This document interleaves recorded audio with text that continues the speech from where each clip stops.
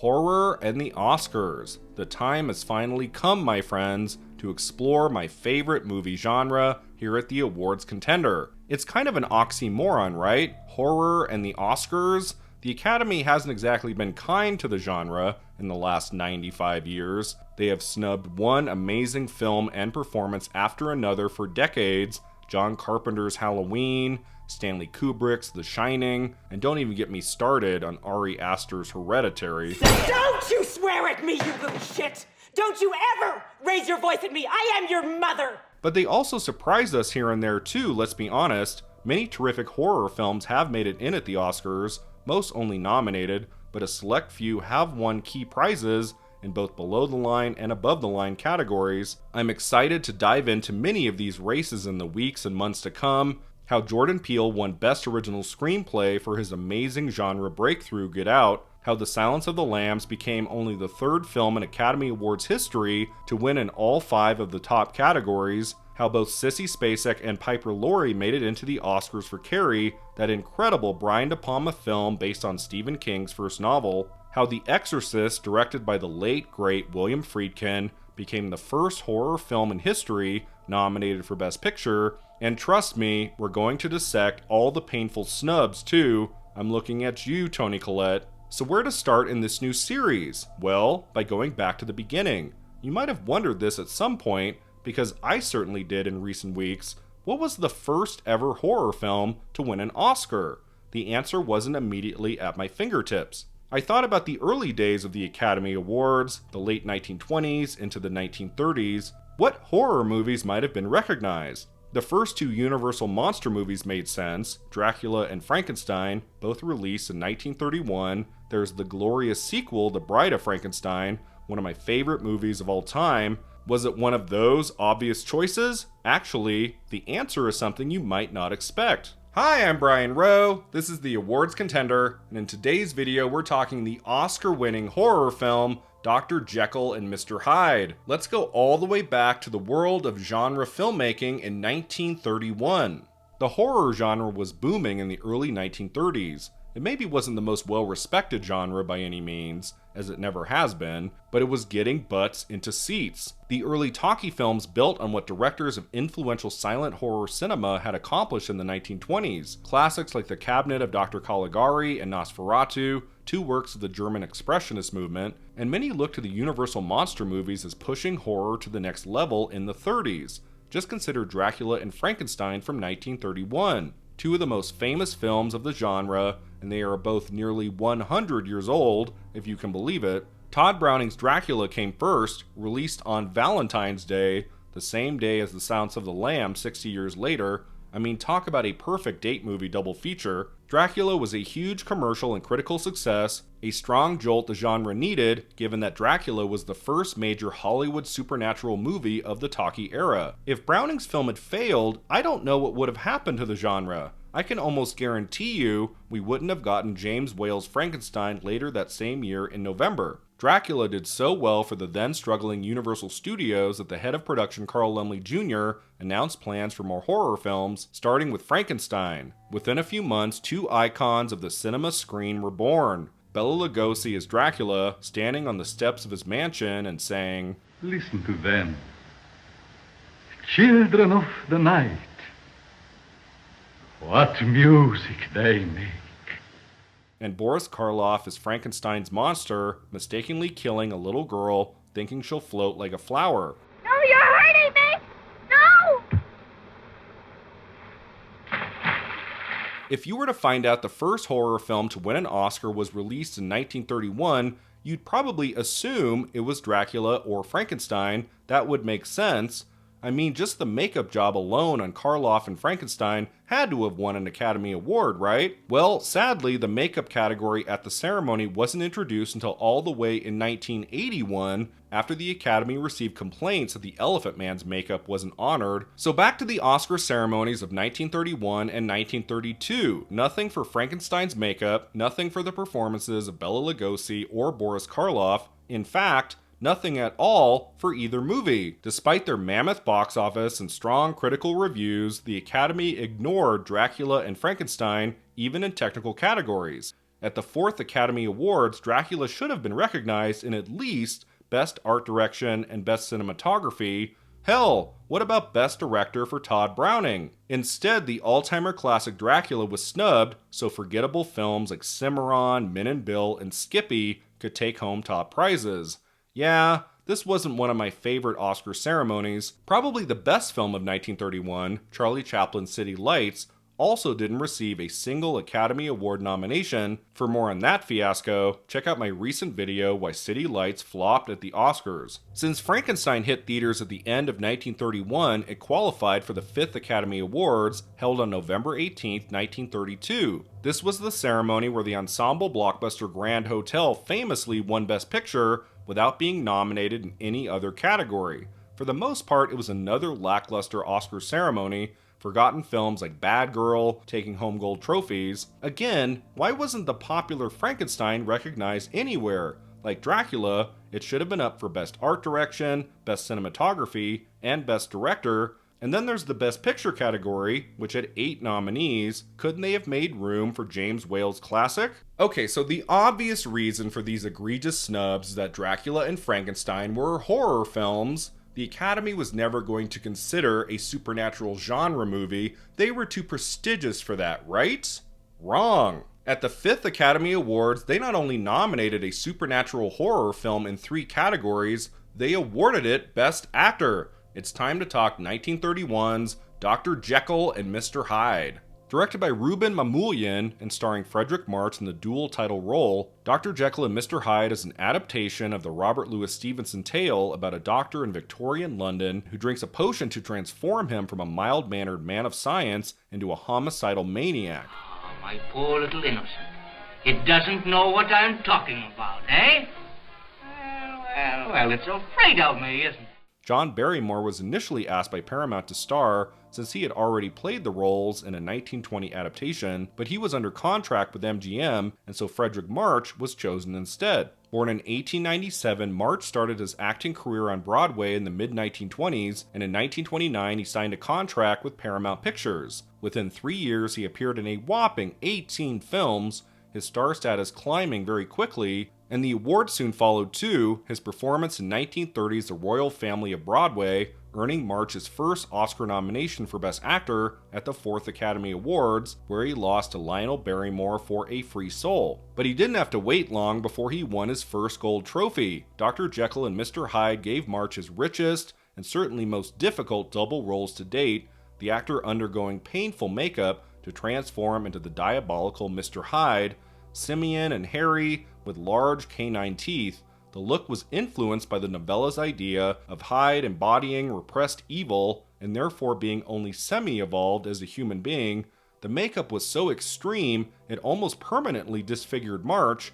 After production ended, he was hospitalized for 3 weeks, and his co-star Rose Hobart said, "Fredric March was lucky he wasn't ruined for life." Thankfully, the dangerous endeavor wasn't for nothing. Upon the film's premiere in the final week of December 1931, reviews were through the roof, both for the movie and for March's performance. Mordaunt Hall in the New York Times said March was a stellar performer, and he called the film's atmosphere pleasing.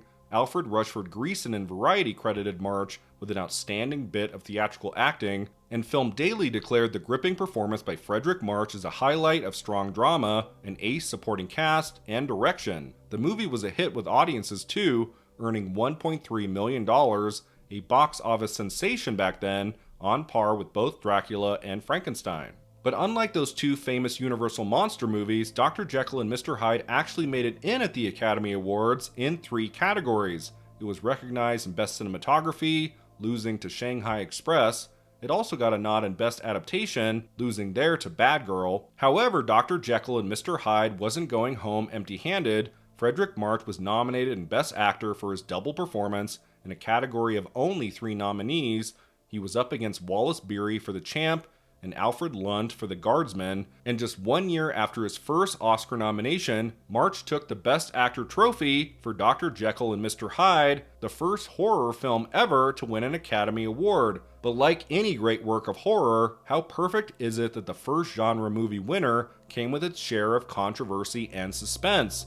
The Best Actor category at the 5th Academy Awards was one of the few times in the ceremony's history where there was a tie. March wasn't the only winner. Wallace Beery also took the gold trophy for the champ. How did that happen? Apparently the tally was so nail-bitingly close that when March took the stage to accept his award and give his thanks to his makeup man Wally Westmore, judges at the front table were still tabulating the ballots. The final count?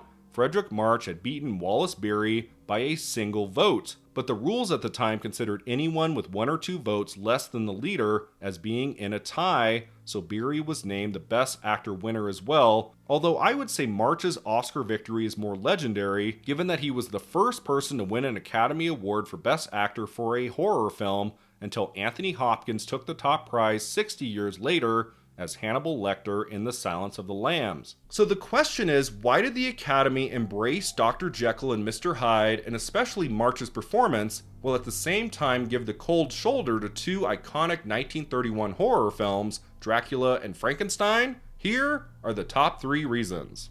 The first reason is that Dr. Jekyll and Mr. Hyde was a more prestige dramatic film than either Dracula or Frankenstein. As well regarded as the first 2 Universal monster movies are today, back in 1931, many likely looked at them as fun popcorn entertainment, but not necessarily awards-worthy. I mean, just look at the running times of the 3 films. 71 minutes for Frankenstein, 75 minutes for Dracula, and 98 minutes for Dr. Jekyll and Mr. Hyde. The latter film is longer, has more emotional, dramatic scenes that have time to breathe, and it had a much bigger budget than Dracula or Frankenstein, more of a grandiose factor overall. It's also more of an adult film too, with strong sexual content.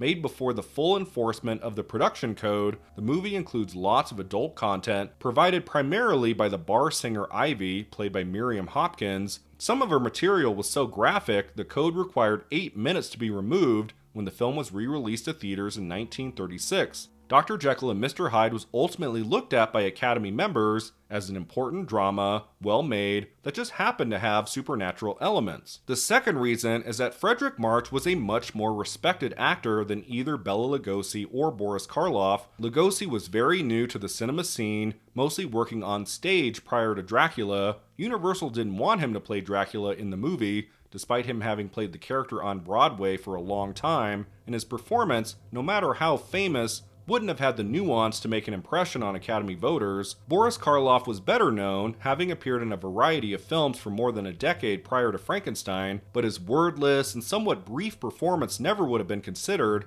especially without a Best Supporting Actor category in existence yet. March was held in higher regard, especially given his Oscar nomination and Best Actor for The Royal Family of Broadway. Between 1929 and 1931, he had appeared in many acclaimed dramas, and so he wouldn't have been considered a horror actor by any means. He was a gifted performer who gave an excellent dual performance in something that just happened to be a genre movie, and the Academy was on board. The third reason is that, of course, Fredric March gives an extraordinary haunting turn in Dr. Jekyll and Mr. Hyde, a fantastic movie overall. I watched the film in preparation for this video, and I was taken aback by how much I loved it. It's beautifully made, well acted, and ahead of its time in many aspects. It feels like something made in the late 1930s or even the early 1940s. It surprises me it came out in 1931. As much as I adore Dracula and Frankenstein, Dr. Jekyll and Mr. Hyde feels more sophisticated, more complete. The whole thing is so inventive, and again, ahead of its time,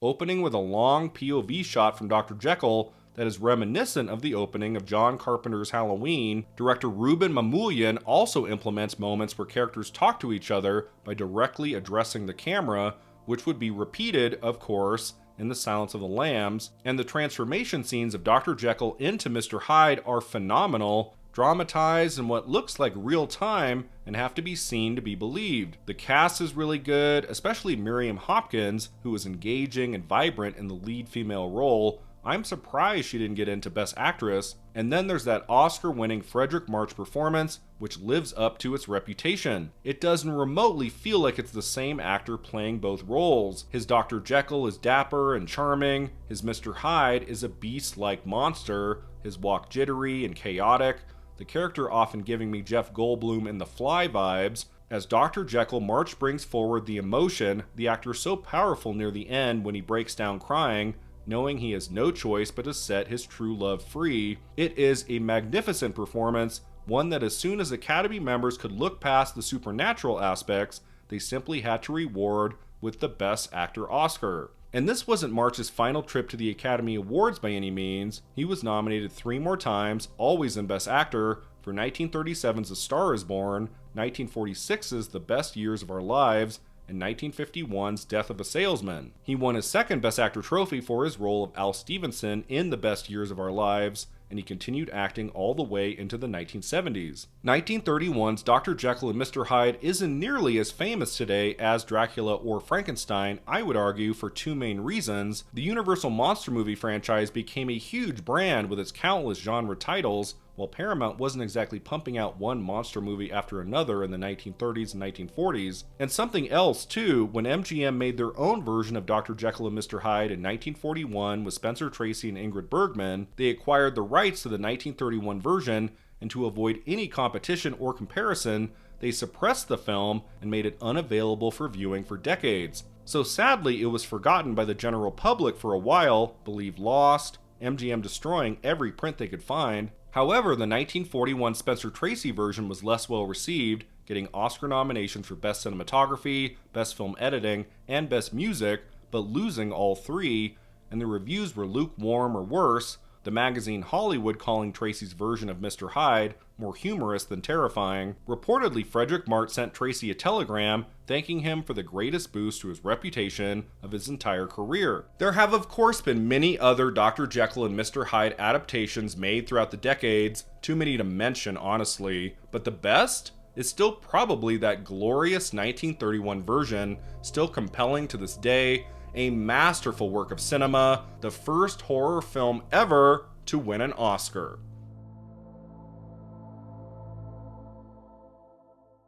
Thanks so much for watching. If you enjoyed this video, don't forget to like and subscribe, and let me know in the comments below what is a topic you would love for me to explore in my new series, Horror and the Oscars. I look forward to reading your comments, and I'll see you next time at the Awards Contender.